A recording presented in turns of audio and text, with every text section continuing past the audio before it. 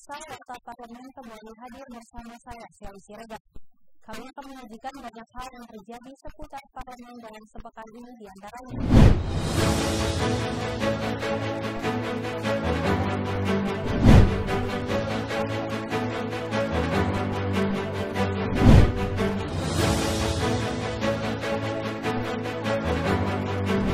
Berikut warta parlemen selengkapnya.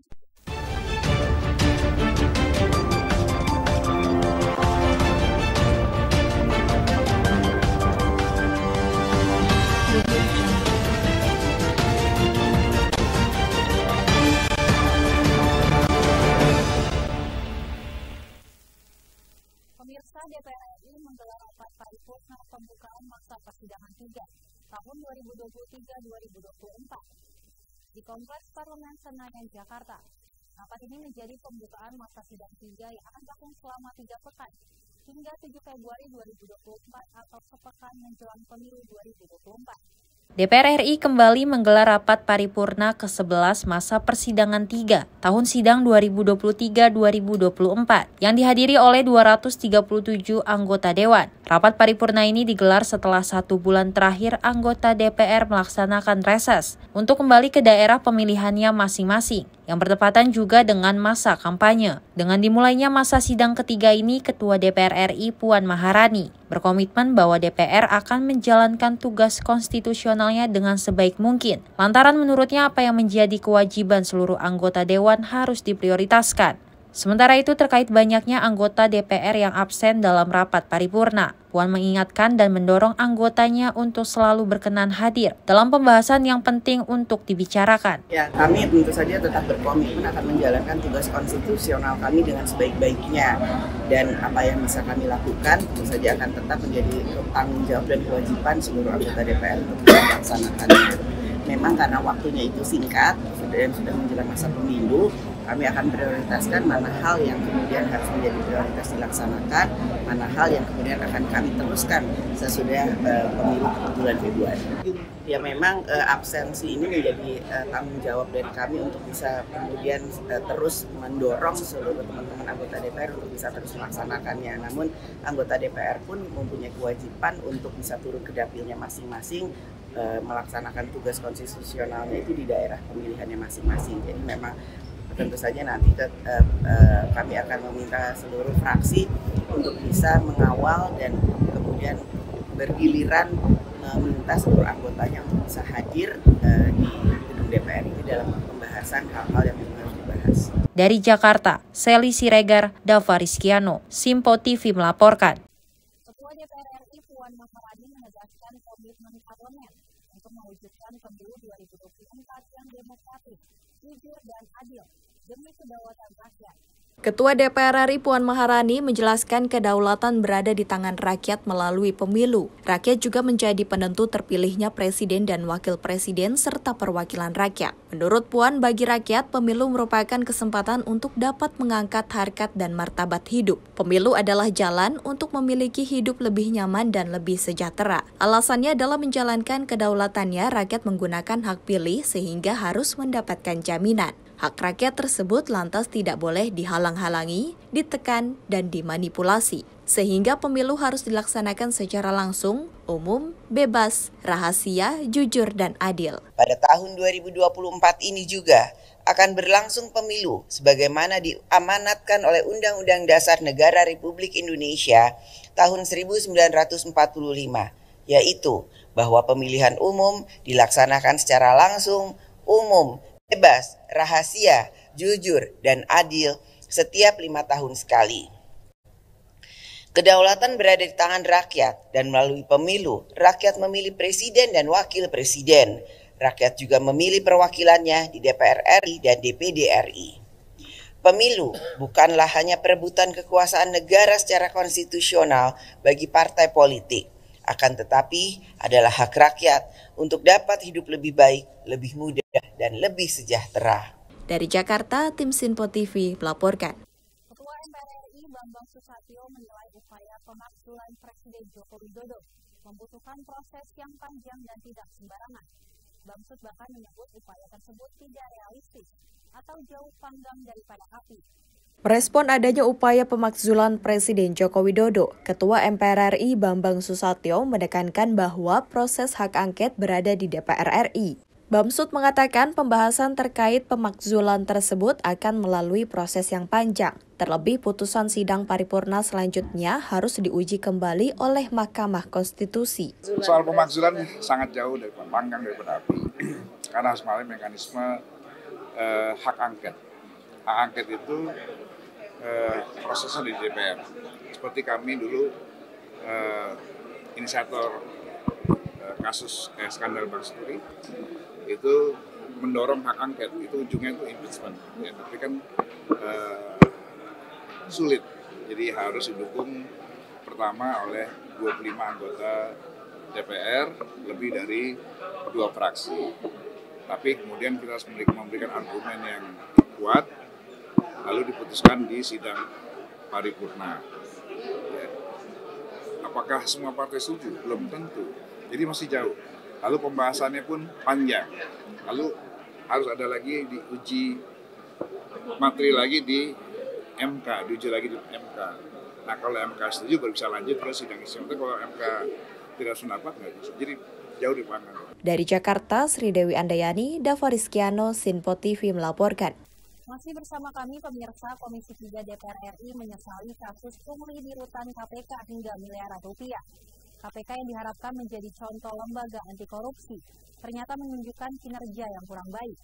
Dalam hal ini, Taufik Basari selaku anggota Komisi 3 mengharapkan kasus ini dapat segera diselesaikan. Anggota Komisi 3 DPR RI Taufik Basari menyayangkan adanya pungutan liar di rumah tahanan KPK hingga mencapai 6,1 miliar yang melibatkan puluhan pegawai KPK. Menurutnya, lembaga yang harusnya bersih ternyata tidak bisa bertanggung jawab atas pekerjaannya.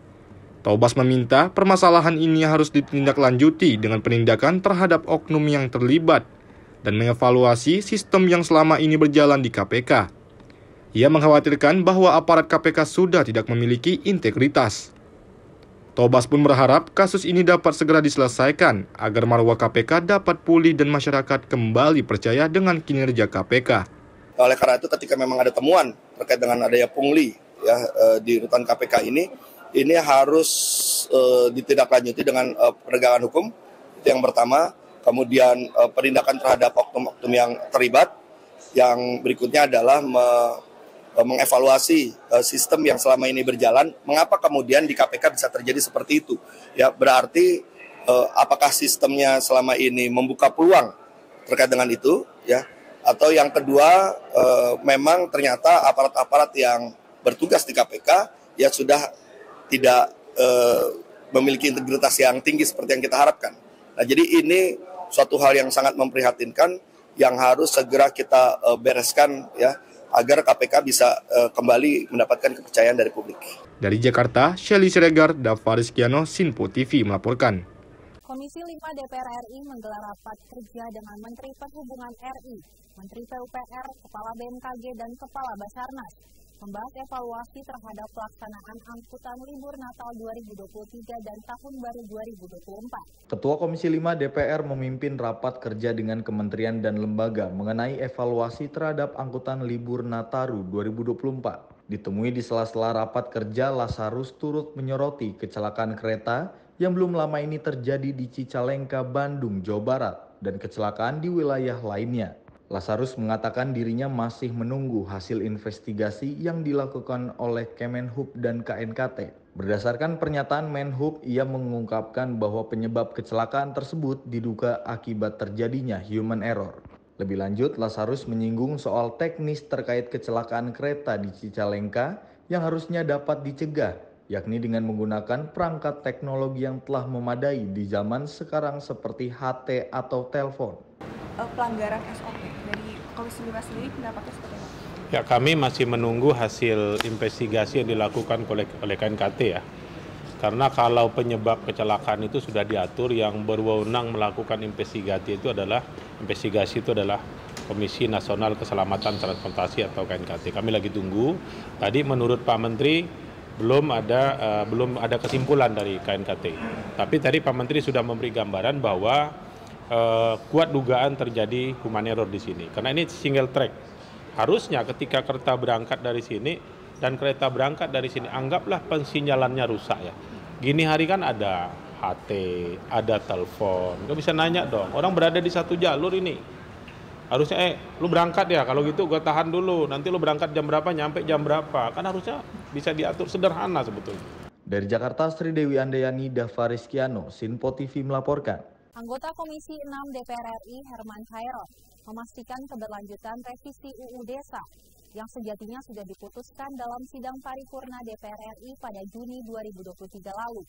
Menurutnya keberlanjutan dari pembahasan revisi UU tersebut harus disampaikan kepada publik, sehingga para kepala desa mendapatkan kepastian terkait tuntutannya. Anggota Komisi 6 DPR RI Herman Hairon memastikan kelanjutan pembahasan revisi Undang-Undang tentang Desa. Herman sempat melontarkan interupsi dalam rapat paripurna pembukaan masa sidang 3 pada Selasa 16 Januari 2024. Ia mengaku menerima banyak pertanyaan dari kepala desa selama reses terkait revisi Undang-Undang Desa. Politikus Partai Demokrat ini juga mendorong DPR untuk memberi kejelasan soal status RUU Desa, sebab hingga kini para kepala desa terus mempertanyakan proses pembahasan RUU tersebut. Menurutnya yang menjadi poin utama adalah ketika aspirasi para kepala desa menjadi kepentingan bersama. Dengan begitu harapan agar pemerintah segera mengesahkan RUU Desa dapat terwujud demi adanya kepastian hukum. Ya, oleh karenanya DPR pada waktu itu kan sudah merespon dan sudah menjadi usul inisiatif DPR.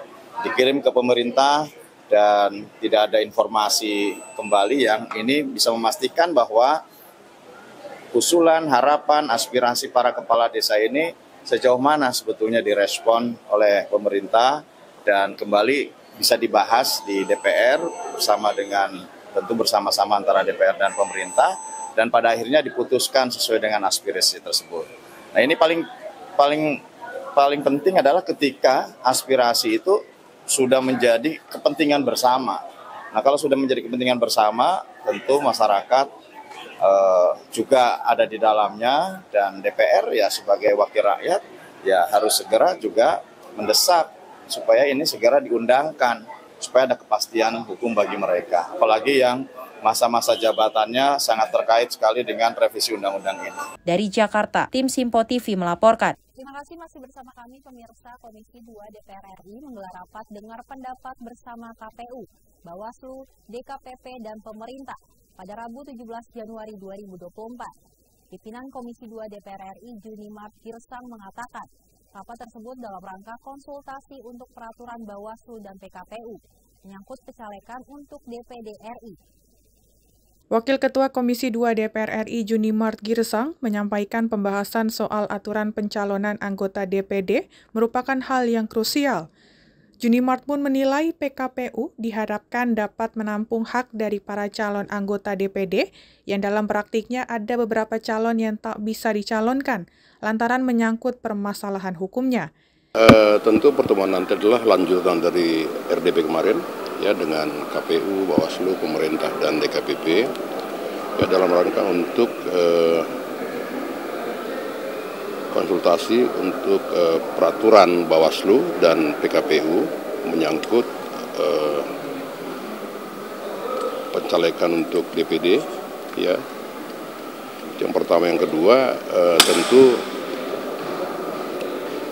PKPU ini kita harapkan bisa menampung hak dari para calon yang dalam prakteknya itu ada beberapa calon yang tidak bisa ya dicalonkan menjadi anggota DPD menyangkut masalah hukum yang 5 tahun. Dari Jakarta, Sri Dewi Andayani, Dava Rizkiano, Sinpo TV melaporkan. Penyelesaian soal penataan tenaga non-ASN atau honorer masih menjadi prioritas bagi pemerintah dan Dewan Perwakilan Rakyat. Menteri PAN-RB Abdullah Azwar Anas menyampaikan sejumlah langkah yang dilakukan pemerintah terkait penataan tenaga non-ASN, yakni melalui seleksi. Menteri Pendayagunaan Aparatur Negara dan Reformasi Birokrasi Abdullah Azwar Anas menghadiri rapat kerja bersama Komisi 2 DPR RI di Jakarta pada Rabu 17 Januari 2024. Rapat itu dalam rangka tindak lanjut rancangan peraturan pemerintah dari Undang-Undang Nomor 20 Tahun 2023 tentang ASN dan evaluasi rekrutmen calon ASN tahun 2024. Anas mengatakan pemerintah dan DPR memiliki komitmen yang sama untuk melakukan penataan tenaga non-ASN secara lebih baik. Sejumlah langkah pun telah dilakukan pemerintah, salah satunya melalui seleksi calon ASN tahun 2024. Sementara itu, seleksi calon ASN tahun 2024 sebelumnya telah dibuka oleh Presiden Joko Widodo untuk calon pegawai negeri sipil dan pegawai pemerintah dengan perjanjian kerja dengan jumlah total mencapai sekitar 2,3 juta ASN, di mana porsi P3K mencapai kurang lebih 1,6 juta formasi. Dengan seleksi P3K, nantinya pemerintah akan melakukan penataan tenaga non-ASN di instansi pemerintah. Pertama, kita membahas terkait dengan komitmen pemerintah dengan Komisi 2 terkait dengan formasi P3K yang 2,3 juta dan terkait dengan formasi fresh graduate yang diumumkan oleh pemerintah. Kemarin kan ada pertanyaan, kenapa pemerintah kok mengumumkan sebelum pemilu?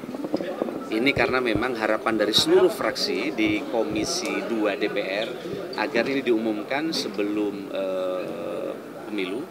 Yang kedua, sekaligus komitmen untuk penyelesaian selama-lamanya di akhir Desember tahun 2024. Yang kedua, terkait dengan percepatan RPP ASN yang menyangkut juga salah satunya adalah nasib 2,3 juta non-ASN dan juga terkait dengan digitalisasi birokrasi yang akan berjalan.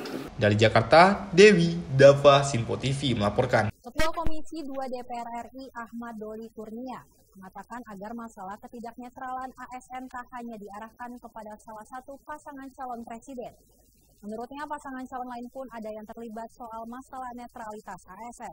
Komandan TKN Teritorial Prabowo Gibran sekaligus Ketua Komisi 2 DPR RI Ahmad Doli Kurnia meminta agar persoalan aparatur sipil negara atau ASN yang tak netral tidak hanya ditujukan kepada salah satu paslon. Doli mengatakan masyarakat dapat melihat dan menilai secara langsung jika terjadi pelanggaran netralitas ASN. Dirinya pun berharap tak ada lagi ungkapan tendensius mengenai hal itu. Di saat yang sama, Menteri Pan-RB Abdullah Anzwar Anas juga menyebut dirinya tak ingin terfokus kepada salah satu paslon mengenai pelanggaran ASN tersebut. Anzwar menyampaikan pihaknya akan melakukan pengawasan terhadap segala tindakan pelanggaran mengenai ketidaknetralan ASN di masa pemilu dan menindaklanjuti setiap laporan yang masuk. Ya, jadi gini, secara umum Kemen Pan-RB mendorong netralitas ASN secara umum ya.